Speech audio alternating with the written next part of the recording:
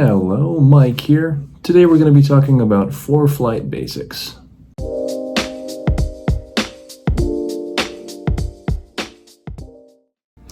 Alright, today we're going to be looking at Foreflight, the EFB, using it on the iPad for the most part, or some people use it on their phones. We're going to go over the bare minimum basics, how to look up the weather, how to use the flight planning feature, how to get a briefing, and then at the end, how to file a VFR flight plan. Here we have the VFR map loaded up.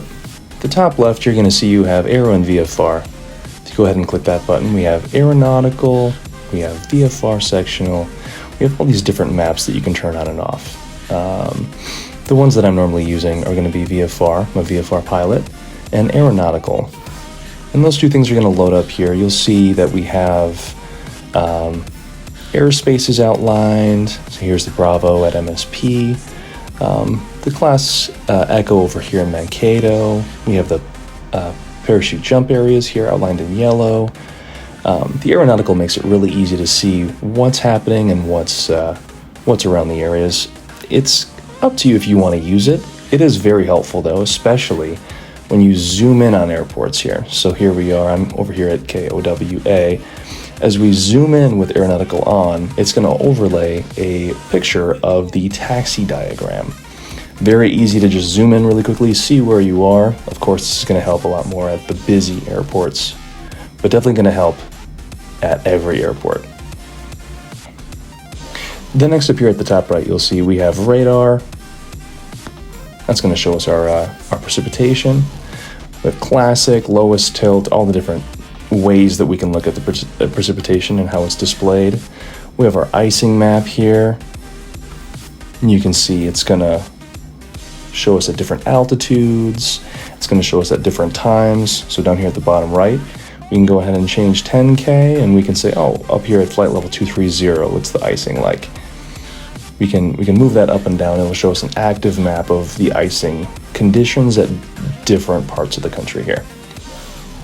I'm gonna go ahead and turn that off. Same thing for turbulence. Gonna do the exact same thing.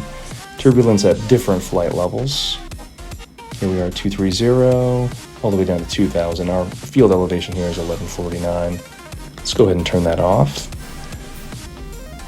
Next thing we have traffic. Turning traffic on isn't going to give us traffic for any kind of air time. When we're in the air, we don't want to use that traffic button unless we're using an ADS-B source, like a Sentry. But in this case, not using a Sentry, we're just using the data on the Wi-Fi to update where the current traffic is. So here we see United Airlines, they're going from MSP to ORD down to Florida. They have their altitude, their heading, their speed, and how recently that was updated. And we go over here to a busy class Bravo. You can see quite a few more planes. Not too many going into MSP today though. We'll keep going. We have our AirMets and SIGMETs. That's going to be our significant weather essentially. And we'll go ahead down here at the bottom. We have our icing, AirMets, our IFR, our thunderstorms, turbulence. And as we turn these on, they'll start to overlay with each other. So right now you can see there's 3 different colors that are intersecting up here, right in the middle. And if we just single tap, it's going to show us, oh, that loaded up our ARTCC. It's going to show us what our different AirMets are. So here's our IFR, active at the surface, November 5th. We have our icing, active 4,000 to 25,000, and our turbulence, active 8,000 to 22,000. And then we can actually play back here and watch as these AirMets change in coverage.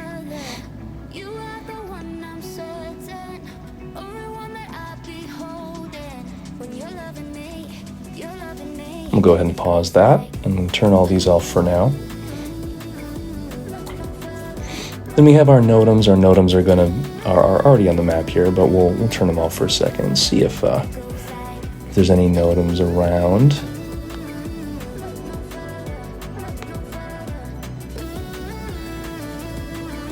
Oh, here's one.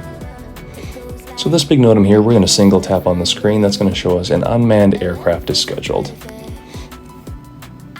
Gives us the the date and the time when it's active, the altitude, the surface to 220 feet AGL, and all the other details of that NOTAM. And you'll see just for verification here, we'll turn that off, disappears, turn it back on, pops back up. And then we have our temporary flight restrictions over here, our TFRs. Probably not going to be too many in the Midwest right now, but if we go over by Washington, D.C., there's always an active TFR. This big red area. Once again, we're going to single tap on the screen, and here we see our TFR, CDC TFR, and looks like that is effective September 3rd and active from the surface all the way up to Class Alpha airspace.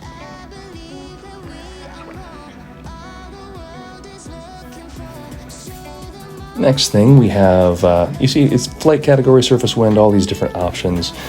That is choosing what it's going to overlay at each airport. So right now we have flight category turned on. What that means is it's going to show us if the airport is reporting VFR, marginal VFR, IFR, or low IFR. And they're all going to be color coded. So right now it says marginal VFR, and you can see blue and blue. Then we're going to go over to Mankato. Mankato here, we'll click, and it's IFR, and it's red. Another option here, green, over in Glenwood Muni. And that's going to show us VFR and green. The other options, we have surface wind, which is going to show us direction and intensity. We have winds aloft, and we can change that based on the altitude. And go ahead and close that there.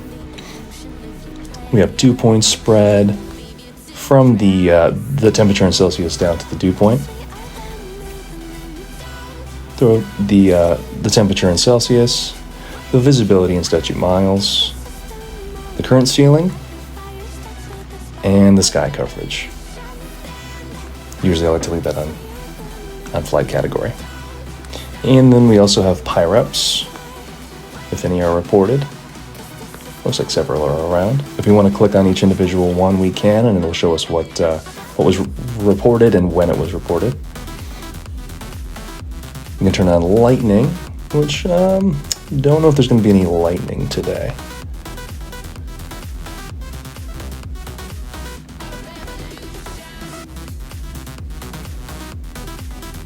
Not currently seeing any. So I'm going to turn both of those back off. And lastly, at the bottom, we have obstacles, which is going to show us the tallest things in a certain area. So here we have a tower, 690 AGL, 1830 MSL. And all of these are going to pop up and give us the details instead of us just having to read off the VFR map. I'm going to go ahead and turn that off. User waypoints is if you would like to create a waypoint, which currently I don't have any. So we'll go ahead and turn that one off. And we have our fuel prices. So here we go at Faribault, it's $5.75. Here in Owatonna, $5.79. Shows us a nice map with all those prices laid out for us.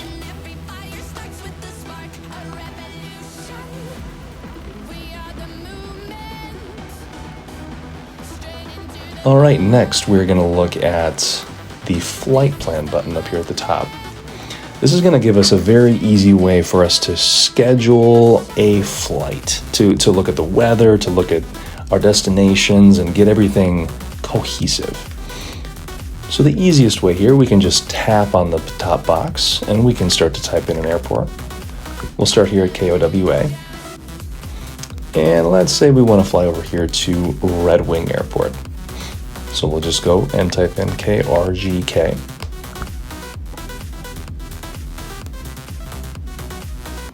And there we go, showing us that we have a straight line path right over to RGK.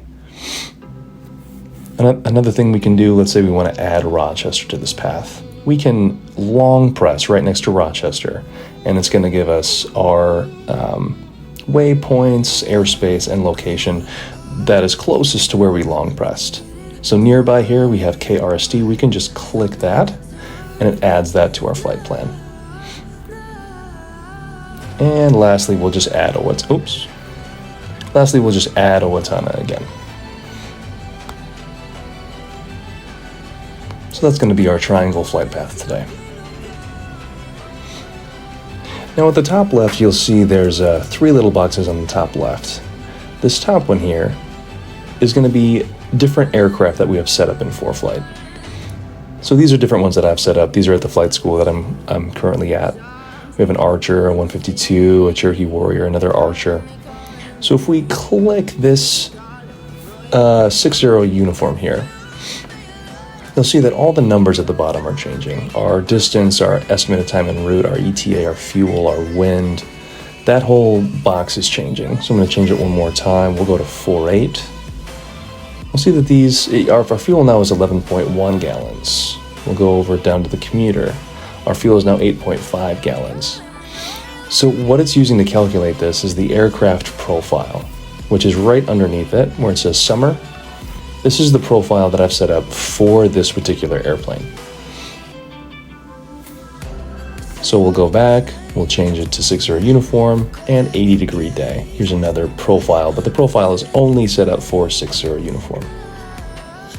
Also right below that, we have our cruise altitude. So 4,500 is what we have set up right now, but we could say we want to go all the way up to 8,500. And that's obviously going to change our climb and our descent, and the winds aloft is going to change our fuel, our route correction, our estimated time en route. All these different details will change based on our altitude as well. Then we're going to jump over to the right side. 3 boxes on the right, we have procedure. Procedure is going to let us choose our approach, our traffic pattern, or our holding pattern at each of these airports. We'll dive into that in a later video.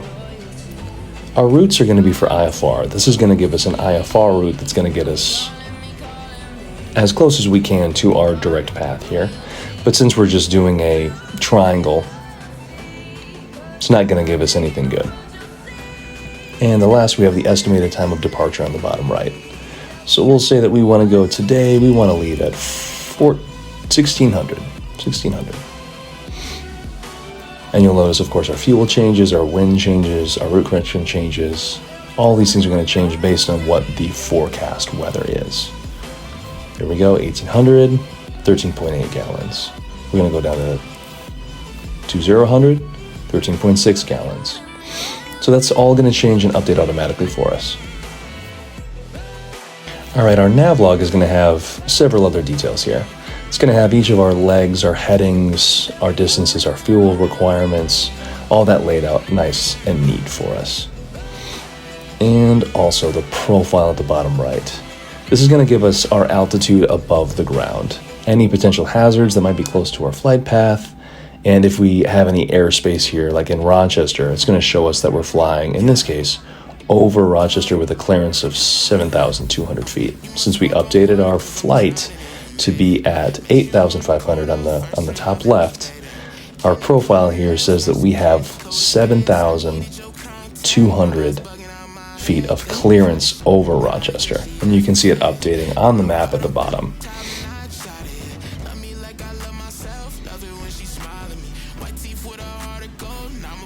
All right, so now we have this flight plan set up. We're gonna go and export this to our flights. So at the bottom left of this top box here, we'll hit the export button. We're gonna export that to flights. And here we go. We're over in the flights tab now. And you'll see at the top, we have some of that same information, our distance, our estimated time en route, our ETA, flight fuel, and our wind. Now calculated now just means that it calculated the winds and the weather very, very recently, within the last 30 seconds. And if we hit the refresh button here, it's gonna recalculate every time you do that. So let's say you're scheduling a flight for tomorrow. You're gonna export to flights, you're gonna plan it out, know where you're gonna be going. But then in the morning, you'll wake up, it'll say calculated yesterday at 8 p.m., let's say. So before you're gonna actually go through the briefing or the nav log, you're gonna hit the refresh button. That's gonna give you those details updated with the current weather. From right here, you can still go. You can change the estimated time of departure.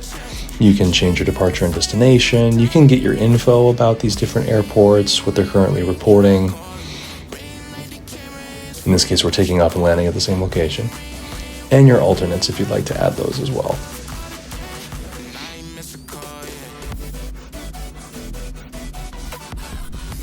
There we go, we have Mankato, Rochester Flying Cloud, all these airports that are nice and close. And we have our aircraft, our performance profile, our route, flight rules, VFR is how we're going to be flying, our cruise altitude, destination services here. We could add an FBO. We could say what we need. We have the phone number. We can have the Unicom here. Multiple ways to communicate with them. And then we can add our fuel at shutdown. Let's say we want to have a minimum of 10 gallons at shutdown. And our times. We want to have our Hobbs times, our TAC times, all of those things outlined here.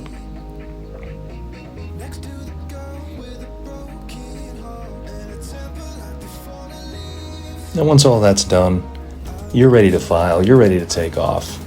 We're going to go to our briefing. Our briefing is going to show us all the details of the flight. It's going to show us what weather we might encounter. So first here we have our IFR AirMets. This is saying that there's an AirMet currently active at our location, and you can click on the map and see exactly where the AirMet is. At this location, we currently should only be flying IFR. But on the left here, you see it's November 6th, 0 Zulu to November 6th, 0259 Zulu. And then we have another AirMet from 0300 to 0559. Next, we'll look at our icing AirMet down here at the bottom left. Here we have two different AirMets, different times, November 6th for both of them here. We're going to want to check where that icing AirMet is. And back on the previous page, we're going to see severity, moderate, and top 25,000. The base freezing level is somewhere between 13,000 and 4,000. We have our turbulence AirMet as well. It's a busy weather kind of day today. Our turbulence high, which as you see here, our base is 22,000, our top is 38,000.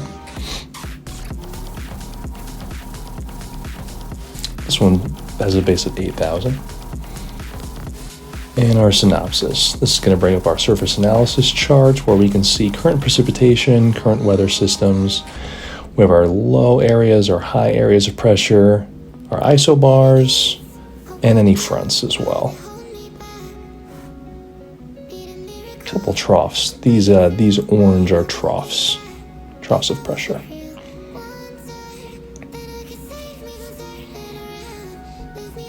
And we have our METARs. This is what each airport is currently reporting along our path. Any PIREPs that were recently reported. And our cloud coverage. So we'll go to North Central. This is going to be at 0 Zulu and our North Central at 03 Zulu.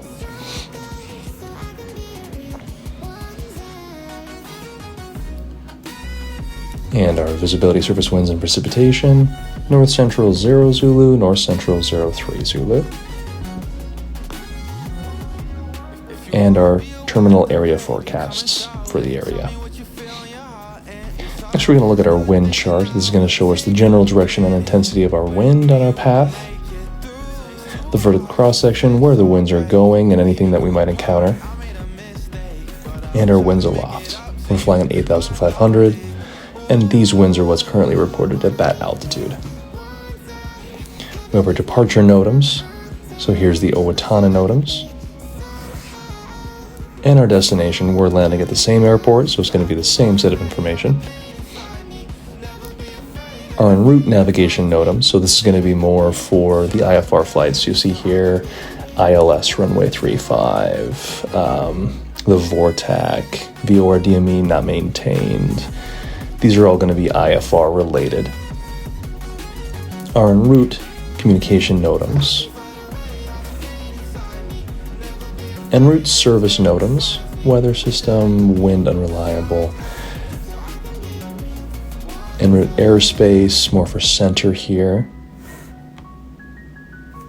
En route runway, taxiway, apron, AD, FTC NOTAMs.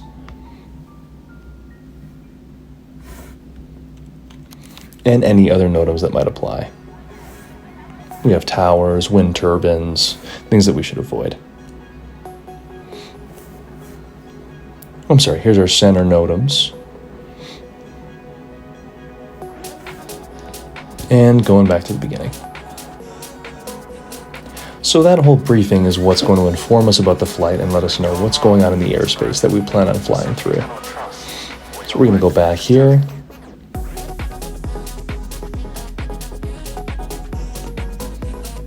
Make sure all of our details are correct, and we'll hit bottom right, proceed to file. Now for filing, we have our form type, the ICAO standard, flight rules VFR, flight type general aviation. We're going to verify that all this data is correct.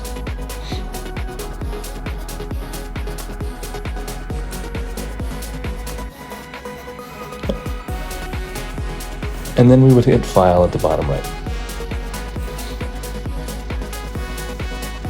Well, there you have it. That's all the basics of Foreflight.